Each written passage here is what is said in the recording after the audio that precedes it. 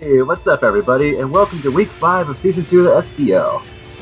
This time we are going to be going up against one of our new coaches, Yashu, who, if you guys may remember from my draft recap video, I mentioned that he is the creator of our SBL season 2 logo, and he is also the head coach of the Synergy Stars, one of our new teams here.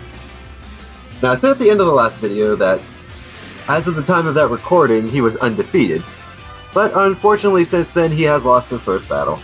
It was a pretty good battle, actually. It ended 1-0 to Acheron, which puts him at 3-1, which, you know, is still pretty good for this part of the season. I mean, he's only got one loss, so I shouldn't take him lightly, even though he is young, I believe. I don't know exactly how young, so whatever.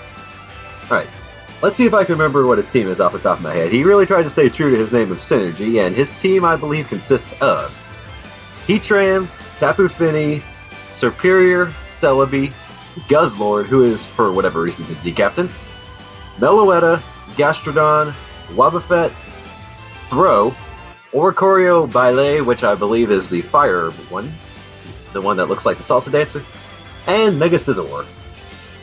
Okay, his team is pretty threatening, and I believe so far he has brought the following Pokemon to every battle: Heatran, Superior, and Gastrodon. And Gastrodon and Superior in particular are two of the kill leaders in the league this season. And he picked up Meloetta in free agency and it already has 5 kills from 2 games. He also picked up Mega Scizor in free agency after franchising my mascot, Mega Diancie. But regardless, I think we're going to have ourselves a good time. The team I ended up bringing, there's a couple of Mimi sets in there, and I'm pretty pumped about this team, so let me go ahead and get straight to it right now. Starting off, Choice Specs Vaporeon. I said after my draft recap, don't sleep on Vaporeon's offensive capabilities, so I'm going to try to show off Vaporeon's offensive capabilities by slapping a Choice Specs on and modest max special attack.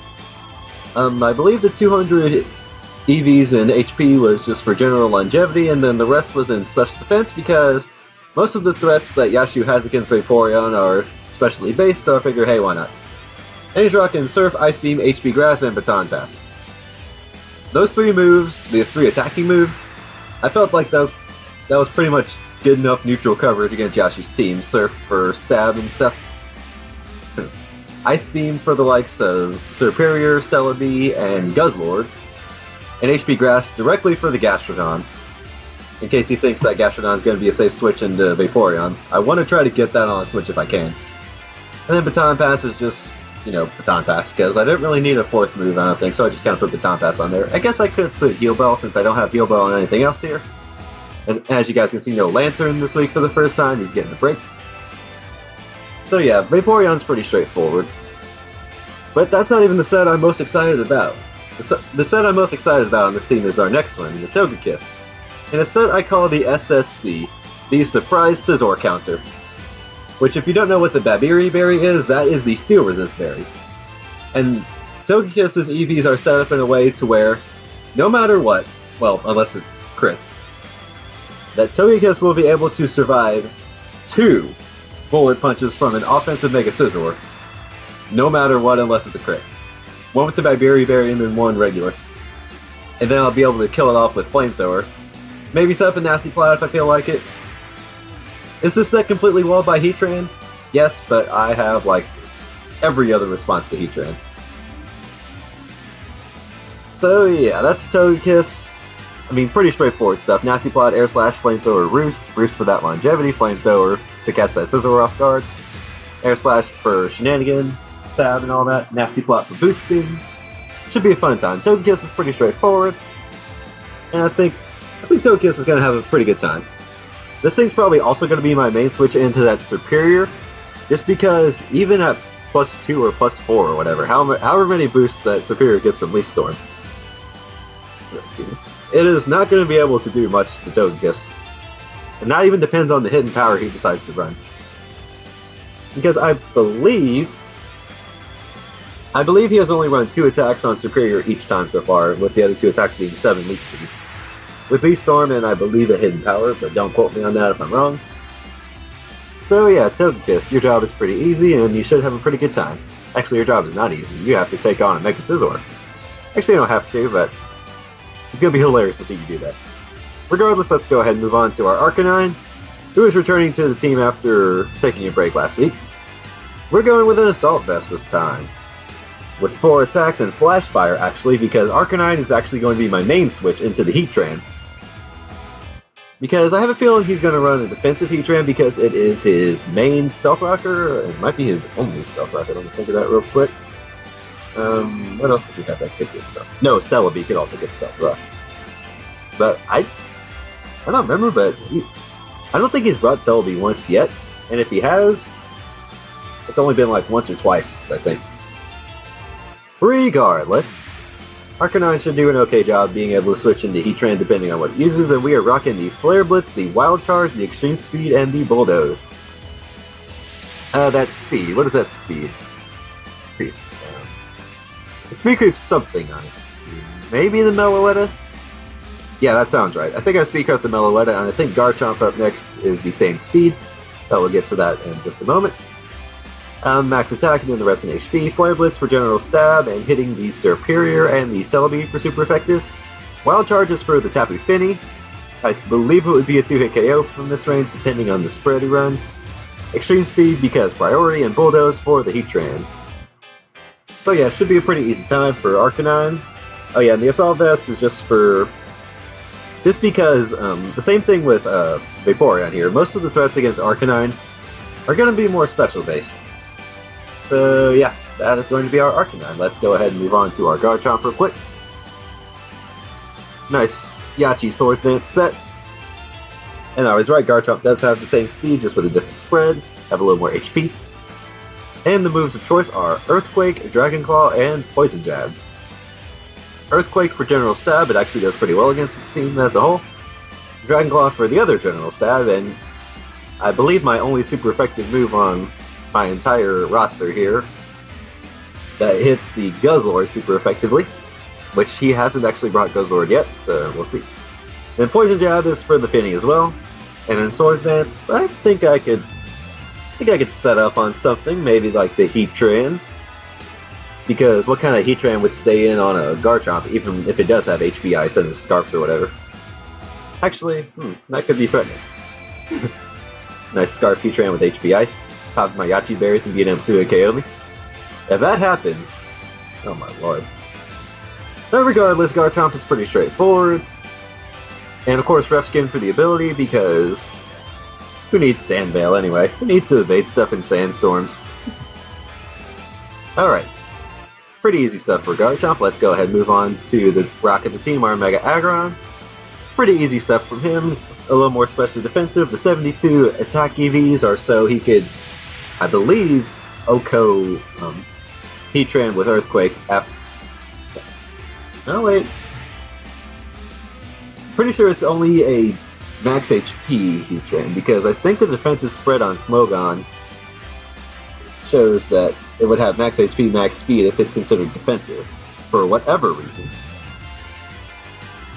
And the max HP and 188 in special defense will actually allow Mega Aggron to take 2 Lava Plumes from a defensive Heatran. And then, like I said, return KO it with Earthquake. And he's rocking the rocks, the Quake, the Slam, and the Wave. Thunder Wave is mostly there for the likes of his faster stuff, like Superior. And yes, I am fully aware that of the Misty Surge, because I had Tapu Fini in another league and it did okay for me. But that Misty Surge ended up proving to be pretty useful. So what I'm going to hope is that he doesn't have the Misty Surge up whenever I want to paralyze the Superior. Actually, with Superior, I'm pretty sure I could do a lot to it with Heavy Slam. But regardless, I have my switch-ins to Superior, I have my responses to it. I don't plan to lose that thing. And actually, my Vaporeon, I just realized, is kind of gonna be a one-trick pony, because it's my only thing with grass moves, because as you'll see with Mew here in a second, he is more of a defense spread.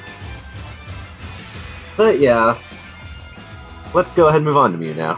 Since Aggron here is pretty straightforward, let's go ahead and move on to our Mew. And he is indeed a defensive spread with Defog, Super Fang, Thunder Wave, and Soft Boiled. Defog for hazard removal shenanigans, Thunder Wave for more paralysis shenanigans, Soft Boiled for longevity, and then Super Fang for for just whittling his team down in general, because I believe his only Pokemon that get direct recovery... let me think about this for a second. I think his only mons with reliable recovery, which rest is not reliable recovery, let me just throw that out there now. I believe Superior may or may not get Synthesis, Celebi gets Recover, Gastrodon gets Recover, Mega Scizor gets Roost, and Oricorio gets Roost. Yeah, I think that's about right. So, yeah. What's Mew's job is just going to be is to support the team and whittle some stuff down so that my sweepers, well, not really sweepers, my hard hitters, which is mostly going to be Garchomp, Arcanine, and Vaporeon. Yes, Vaporeon is a heavy hitter. It's mostly going to make their jobs easier, coupled with the likes of the Stealth Rocks from Aggron. And to be honest, I wanted to run Wish on Mew, but let me go ahead and show you guys right now. Mew doesn't get Wish. Of all the moves it gets, Wish is not one of them. Which is disappointing, but oh well, what you gonna do? What you gonna do, run Soft World instead so Mew can heal itself? I wanted the Wish because I wanted Mew to be able to pass the healing off to something else if needed it. I guess in theory I could run it on one of these two, but it's not really worth it in my opinion. So yeah, that's going to be our team for Yashu. Pretty straightforward stuff. Well, except for these two. These two are Mimi and I love it. So we'll just see how this battle goes, and I will see you guys for the battle. Peace. Alrighty, we are back with the battle. Alright, now the first thing I'm going to address with Yashu's team is the elephant in the room here, which is this little Gyarados right here. If you guys didn't skip through the team builder, you'll notice I didn't mention this Gyarados being on his team because what had happened was, like an hour before we actually battled, he wanted to make the transaction of acquiring this Gyarados in exchange for his Celebi. So being the nice guy that I am, I went ahead and allowed it, so now he has a Gyarados on his team instead of a Celebi. So I had to make a couple of quick adjustments to the team you guys saw in the team builder. On Arcanine, I switched his Flash Fire out for Intimidate, which I'm really glad about because I don't see the Heatran on his team. And on Aggron, I put Thunder Punch over Thunder Wave, just because I felt like, well, actually no, I calced it right beforehand, and if he was not Intimidate, which, spoilers, he wasn't, then I would be able to OHKO his Gyarados with a Thunder Punch on Aggron, and I would be able to live, I believe, as much as a +2 or 3 Earthquake, depending on how boosted he decided to get. But as for what he did decide to bring, he did bring his freshly caught Gyarados. He went outside and fished it and said, hey, I want to throw this on my team real quick. He also has the Superior, his Guzzlord for the first time this season, his Z-Captain, his Mega Scizor, his Tapu Fini, and his Meloetta. Now going into this battle, I was like, what do I actually lead with? Because my usual leads this season were Liepard or Lantern, neither of which were on my team this week, so as you'll see, I ended up leading off with my Mew instead, as he led off with his Gyarados. And let's see, what did I go for first time? I think I went for the Thunder Wave, as he made a good move in switching into his Tapu Fini, because with the Misty Surge, of course, I'm not going to be doing anything with a Thunder Wave. And then I go straight for the Super Fang, as he goes for the Taunt, which shuts down 3 of Mew's 4 moves, so at that point I'm just like, okay, let me just keep whittling stuff down, as he switches into his Scizor. Which, okay, it goes down to half, and then I have a perfectly good switch into that in the form of Arcanine. So I switch into my Arcanine as he Mega Evolves and goes for a quick Bug Bite, which it doesn't do a whole lot because Intimidate and Arcanine's just a beast. And I don't make any over predictions here. I figured he might switch back into the Fini, but I just went for the Flare Blitz anyway. And now with that HP recovery, Wild Charge was not a guaranteed kill, so I decided to go ahead and switch into my Vaporeon, as he actually doubles out into his Guzzlord. And now you'll see the power of Specs Vaporeon. I did so much damage to that Guzzlord. Now, actually, with that damage, I figured out that his Guzzlord was definitely not max HP, because if he was max HP, he'd have taken him, like, I think at most 76% from that. But since he took a whopping 86%, he had his investment somewhere else. I don't know if he even had HP investment. I might calc it later, probably not. But still, there you see the power of Vaporeon and what it can do offensively. And I think that caught him a little bit off guard, because the next thing he said once he saw that was, interesting. And I figured he'd probably switch back into his Tapu Fini. I just went for Ice Beam anyway, instead of trying to switch out or anything. I didn't care. And this Tapu Fini gets a little more HP back, and I think I actually switch out into Mew this time. As he went for the taunt again, I think I was content to just keep whittling him down, and actually at this point, we were content to whittle down each other, because the move he goes for is Nature's Madness, which is basically the same thing as Super Fang, but I think it could actually hit Ghost. I don't know if Super Fang can. So yeah, we just keep whittling each other down, yada yada yada, and he Nature's Madness me. And my taunt actually wears off on this turn, so I'm more than content to go for a soft boiled here, as he actually predicts that very well and then goes into his Scizor, expecting me to do something. And I immediately just go for the soft boiled, and I can't paralyze anything because Misty Terrain. Well, now I can, but I'm not going to keep my Mew in on a Scizor as I go straight into my Arcanine, as he goes for a Roost, I believe. Yes, he does. And for some reason, he doesn't switch out, and I just go in with a Flare Blitz. Now, screensaver, sorry about that. Now, I don't really know why he didn't switch out his Scizor there, I guess. You know, I'm not even going to try to speculate why he didn't, but his switch here was what really confused me, as he decided to switch in the Superior. I mean, yes, it outspeeds my entire team. Yes, it could probably do some damage with a potential Hidden Power Ground, or maybe even Dragon Pulse, or shoot, maybe even Leaf Storm. I'm gonna guess what he was thinking at this point is maybe he could get off enough damage with whatever move he decided to go for to where I would kill myself with the recoil. But the move he decides to go for is one I've never actually seen used in League format, and that is Ring Out. Now, for those of you that don't know what Ring Out does, and I'm not entirely sure what it does myself, I think what it actually does is it does less damage the less HP that your foe has, so given that Arcanine was Assault Vest and already kind of lowish on HP, it didn't do a whole lot. And I OHKO him with the Flare Blitz here, but somehow I lived the recoil, so I'm able to get off another attack as he switches into the Gyarados. And seeing as I have Wild Charge and he doesn't have Intimidate, I was able to kill it, but then Arcanine went down and he had to earn that thumbnail. So what do I switch in here? I think I switch in my Togekiss, yes, as he switches in his Meloetta, who's one of my bays in League format, as he shows the Charge Beam, which is going to be 100% raising his special attack as he shows Life Orb, because of his Serene Grace, and my Air Slash isn't going to do a whole lot. And I'm forced to switch out there because, excuse me, because another Charge Beam probably would have killed my Togekiss. But so the Garchomp was the obvious switch there. I could have switched into anything else, but seeing as he was pretty content to go with the Charge Beam, figured I might as well give Garchomp a go.